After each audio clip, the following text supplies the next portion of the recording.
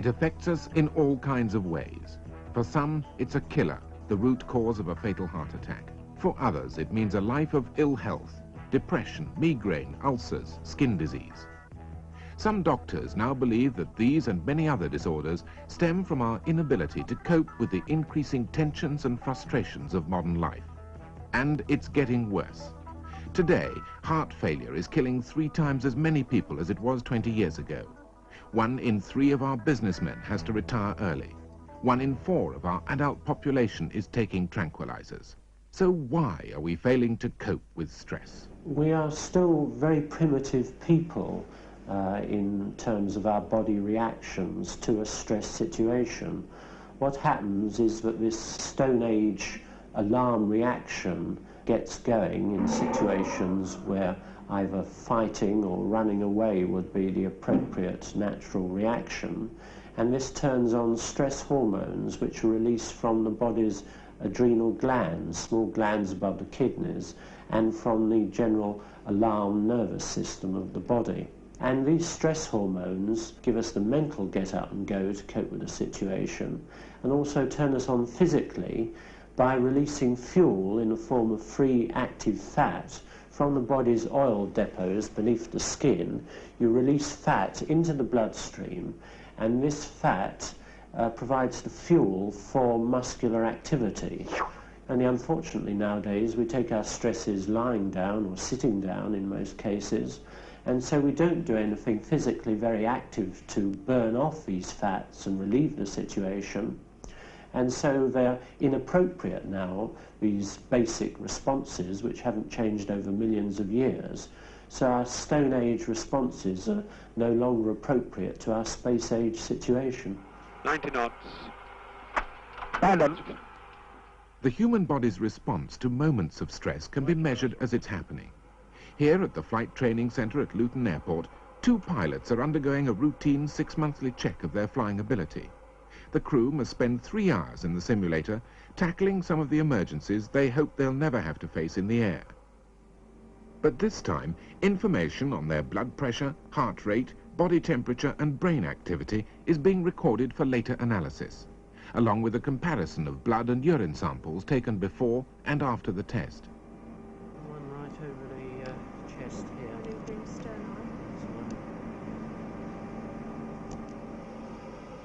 Unknown to both pilots, the captain on the left has been given a special drug, a beta blocker, designed to counteract the harmful effects of stress. Now watch what happens to the heart rate of both pilots as an engine fails and catches fire during takeoff. Left engine failure. Oh dear. Gear up. Gear up. Positive rate. Both pilots are reacting to the stress they're under, but the captain's reaction, held down by the stress-blocking drug, is significantly less. The drug is inhibiting the harmful effect of stress on his body. Followed through on my actions. Followed by a fire, okay? So why aren't drugs like this in general use, with airline pilots, for instance? I think far too many people in this country are taking drugs, and once you start giving it to perfectly healthy people just on theoretical grounds, then I think you're going to push up the national drug bill and run into lots of unexpected side effects. The increase in heart rate we saw earlier was just one element in a mass of data recorded and analysed after the test. But what else did the research team discover? We found rises in blood fat levels, we found rises in blood sugar levels. We could also actually measure the rises in stress hormones, things like adrenaline that lots of people talk about in a popular fashion, but more particularly the push, drive, kick hormone, noradrenaline, that is more important in pushing up both blood pressure and blood fat levels.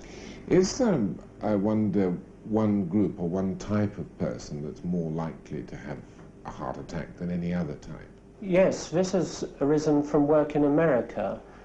Doctors Roseman and Friedman over there, 2 famous American cardiologists, have found out that people who react to stress by becoming very uptight, very competitive, excessively hard driving, what they call the type A response to stress, get about 3 to 4 times as many heart attacks as people who let stress slide off them, a bit like water off a duck's back, who tend to ride life's punches rather than leading with their chin all the time, and generally have a more relaxed and easygoing pattern of living. So this is a big difference, and this is why we undertook a lot of our research into stress to try and get at what was underlying this big difference in emotional reaction.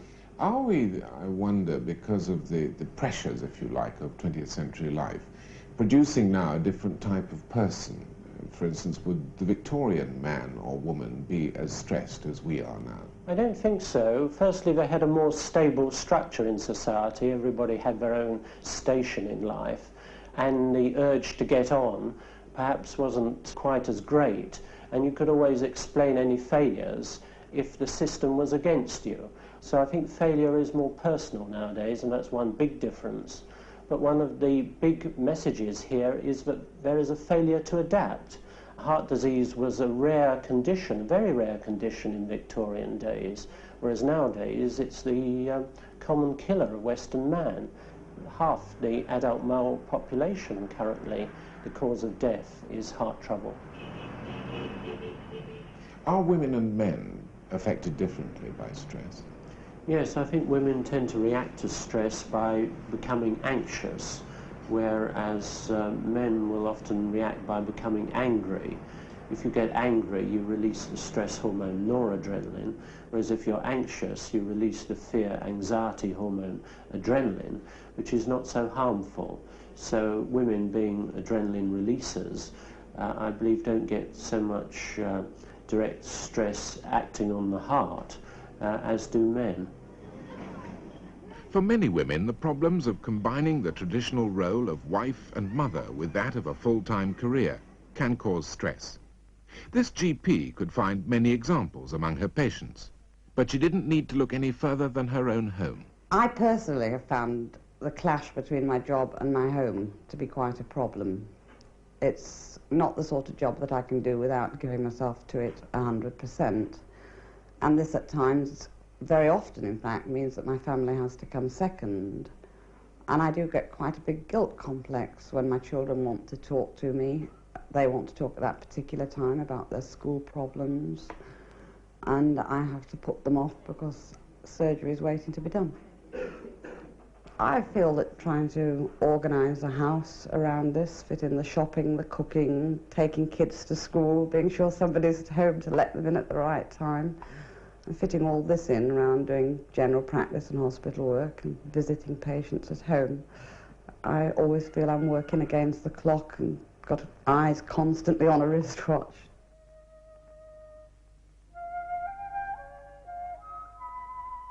Living in an urban area creates its own problems, especially when slums are replaced by high-rise flats. People can live seemingly on the same landing of a block of high-rise flats without knowing the neighbours along the landing in the same way as which they used to know everybody in the little street. They bring problems from the point of view of where children can play. Parents are frightened to let them out. It's not just the very high-rise blocks, sometimes the low-rise ones with no lifts and staircases up which mothers have got to trundle prams and trolleys of shopping and toddlers, and the high-rise blocks with lifts where toddlers can't do simple things like reach lift buttons to get back up if they do go down into a play area. It's disgusting, you know, there's writing all over the lift walls, and the kids come in and they're wetting all over the lifts, and that is terrible. My nerves are terrible. You know, I'll just sort of keep it all to myself, and then I just go mad. You know, I'll just let off, and even if I'm sat on my own, you know, I'll just start either striking or doing something, you know. I also start cleaning and throwing everything about, and then I just feel all right afterwards. We've seen how the human body reacts to stress and the effect this can have on family life. But what if you're single and living on your own, pursuing a career free of immediate family ties? I'm a health visitor employed by a local authority, attached to a general practice of 3 doctors. It's a very enjoyable situation most of the time. visiting normal, healthy babies in normal environments, but then you do get the occasions when you do get terrific stress from the family. The baby crying, very fretful, and the mother is at a wit's end. Also, you've got very depressed patients and patients where you feel they do need more help and you find it very difficult to provide that help that they do require. And wish I could sort of let it off on someone or talk about it.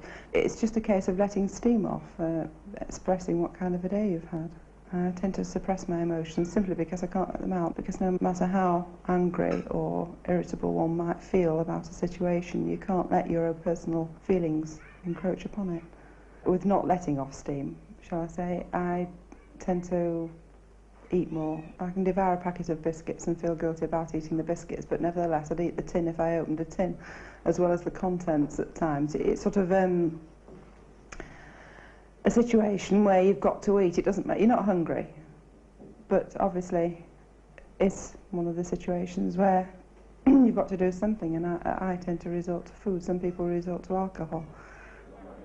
Apart from the obvious effects of overeating and drinking, how else can stress affect our health? Like an overloaded electric circuit, you can blow a fuse in almost any part of the body under sufficient stress. The common one is the heart, and that's why it's the big killer nowadays. But other people take it out on their blood vessels and get high blood pressure. Some take it out on their lungs, and I think some forms of asthma are contributed to by stress. And also some people take it out on their stomachs, the businessman's ulcer, which isn't as fashionable as it used to be. Some people take it out on their skins and get itchy rashes, maybe leading up to eczema, psoriasis. And you can take it out pretty well on any part of the body that you're susceptible to.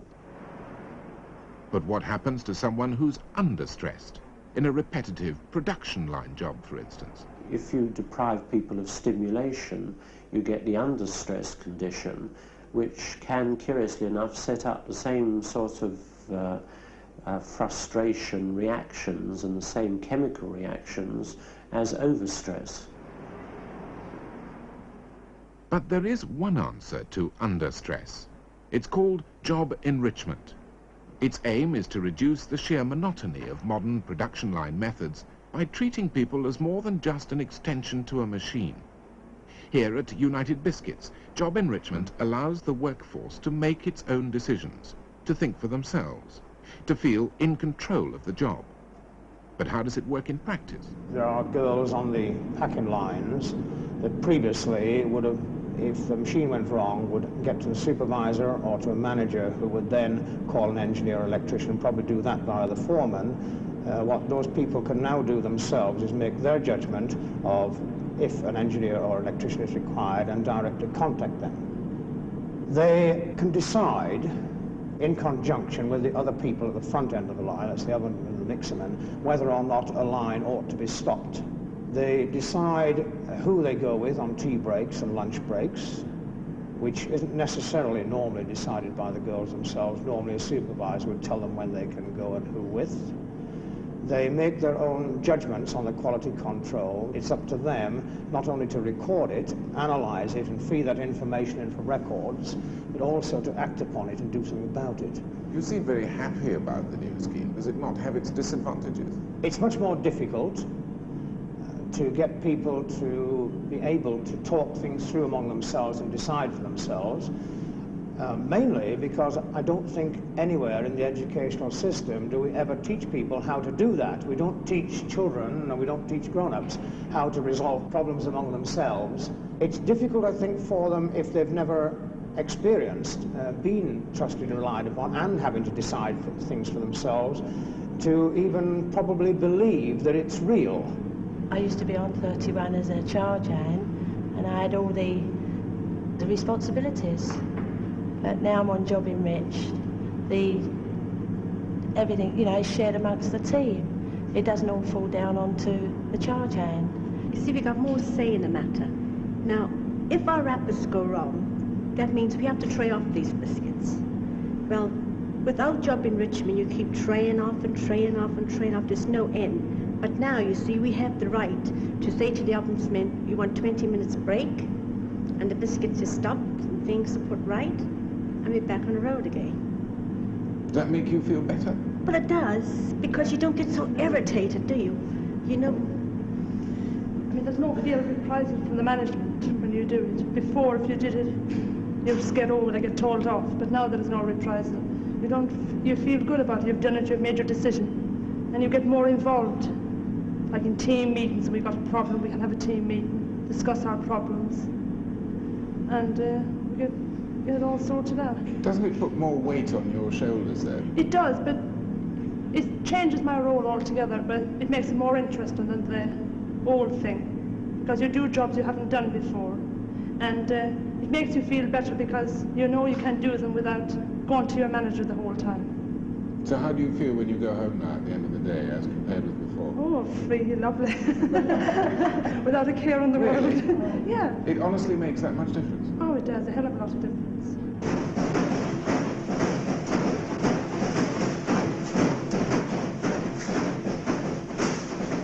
Another company with a good record in staff relations is Dexian Comino International.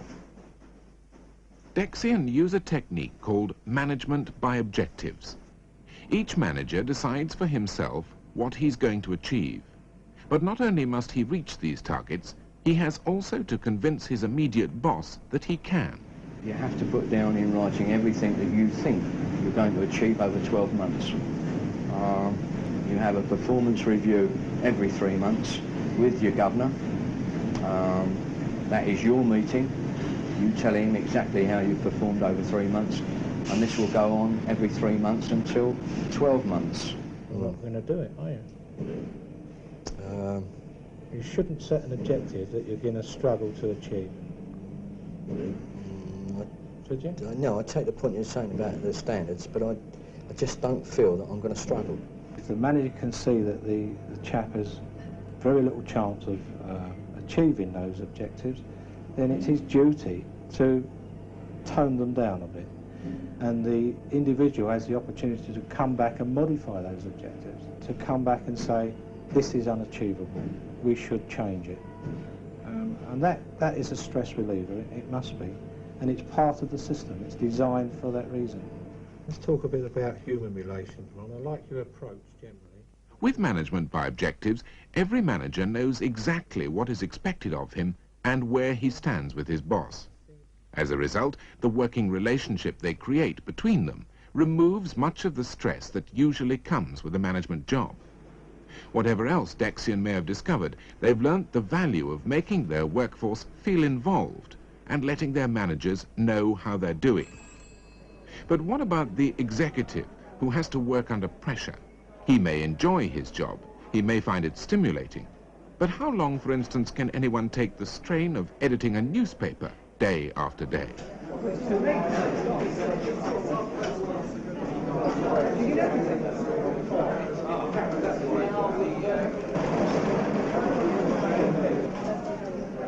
I feel shattered, really shattered. It's been a long day, and at the end of it, this is our main edition, and it's not right. On the back page, there should have been a 4-column picture, and with 5 minutes to the edition time, they phoned me up to say that they hadn't made it. It had gone astray. Harry, Anybody know? they've had an accident in process. Story of our life, isn't it? Bloody 4-column block.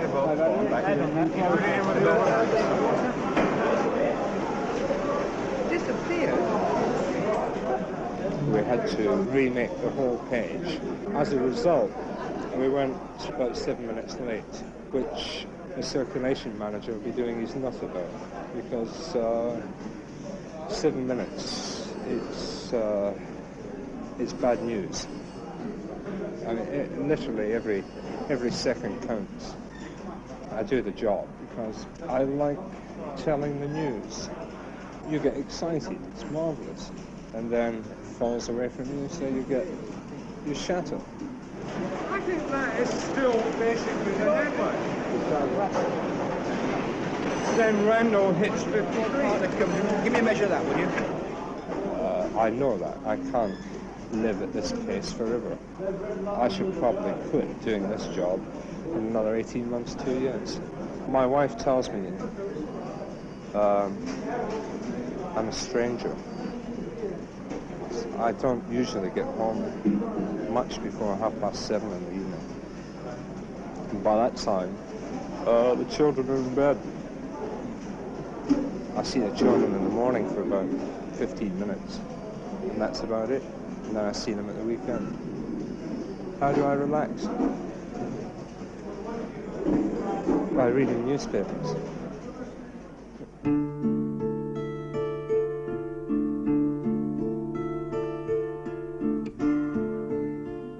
Whatever type we are, we still need to relax at regular intervals. But not many of us know how to relax or where to go to learn. Yet classes in relaxation do exist, like this one at a church in the heart of the City of London. All the time we get worked up and overexcited, and we're always using the stimulus of our suprarenal glands, those little glands on top of either kidney, and we are living in a state of tension because this is the only way we know how to live. Well, the stress situation by and large is appalling. A quarter of the adult population has to live on tranquilizers or something like that. The death rate from coronaries has gone up 300% in the last 20 years. And I'm quite sure that learning to relax is one of the best methods of keeping this problem at bay. What I have to do with people again and again here is to say, if you really believe that God loves you, you will then begin to love yourself, which to most people still comes as a shocking idea. You will then begin to love yourself and appreciate yourself and be kind to yourself and realize you've got to grow bit by bit and discover what your capacities really are. So just quietly be quiet for the last minute or two and just resting God in this way.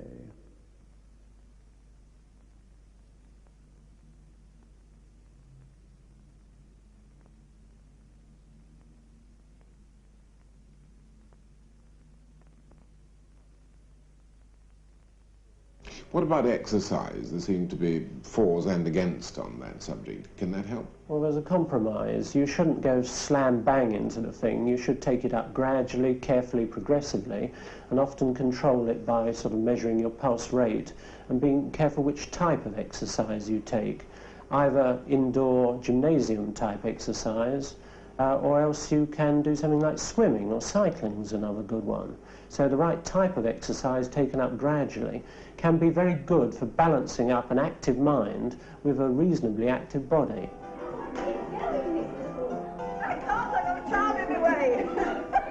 Slimnastics, as its name implies, started as a self-help group for women with a weight problem. It's always very difficult to give a complete definition of slimness. It's slimming and exercises and relaxation. But in fact, we found, of course, it's something much, much more than that.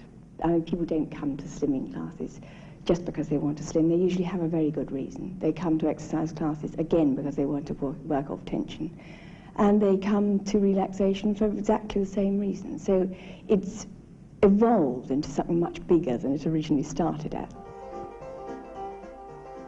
I got involved in it because I needed it. I had 3 children at that time, under 3. I was 12'3" stone, and I'm 5 foot. And I realized I needed something, and this friend of mine came and said to me, "Why don't you join my class?" And I joined it, and I never looked back. That's better, that's good. And what I want you to think of is, what is your overstress moment? And when do you feel you're overtense? You know, what triggers it, right? What triggers your overstress? What do you do about it? Now, this is quite interesting because I had one person who said they stood in a warm bath. Stood there, and it cured it. You said you throw things, Dorothy. Doesn't hurt anyone, does me? Yeah. Yes, I walk and walk and walk. Yeah, I feel that's the best thing. Or else I go into the bathroom and scream like that to myself, then relax. For some people, though, it can take months of psychotherapy to get at the root cause of a severe emotional problem. This young woman is having to relive her birth. She's undergoing primal therapy. It's the final stage in a process that's taken her right back through her adolescence, puberty, childhood and infancy to the moment of birth itself, in the belief that it's here that the prime cause of her emotional problem is centered. But can the moment of birth really affect us for the rest of our lives? Yes, it's very difficult to believe. But we can't this. remember those things, surely. Well, we may not remember, but our body and our subconscious, I think, fairly definitely does remember this, and I've actually seen this in action. And again, it's a very difficult thing to believe unless you've actually seen it or experienced it yourself. But when you've seen somebody apparently going through their birth experience and behaving in a way that I've only seen a newborn baby act, then you're forced into believing it. Primal therapy is the heavy end of psychoanalysis. It'll probably touch the lives of only a tiny minority of the population. But it does raise questions about our whole approach to the moment of birth. In this Swedish film, a baby is born into the harshly lit, hygienic environment of a typical delivery room. Sweden has the lowest birth mortality rate in the world. It also has one of the highest suicide rates. One leading obstetrician who's concerned about the effect of this approach to birth is Dr. Frederick Leboyer. Now, what is it that is making birth so traumatic for the baby? Simply the fact that we fail to see or to understand that a baby is a very sensitive little being. And this changes completely the way we relate to it, the way we handle it. We handle the newborn baby as an object. You see, I'm taking this cup.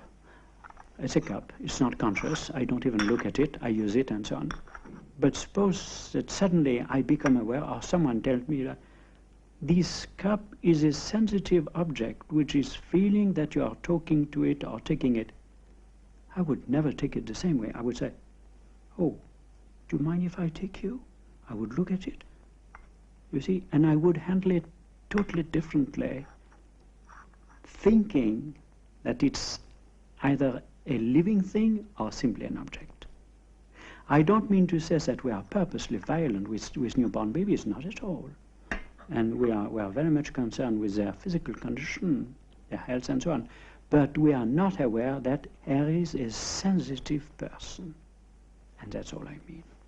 In terms of stress, then, that may come out later in life, how important is that first year as far as the mother's attitude towards the child is concerned? I think it's absolutely vital. I think with a really good first year in life, you can stress-proof a person for the whole of the rest of their lives. For us, though, stress is something we have to go on living with, no matter what form it takes. But there does appear to be one common factor. The answer to stress could ultimately lie in coming to terms with ourselves, by taking a long, hard look at the person we are, and accepting what we find there. We may not enjoy the experience, but it could well get rid of much of the stress we needlessly bring on ourselves and on each other.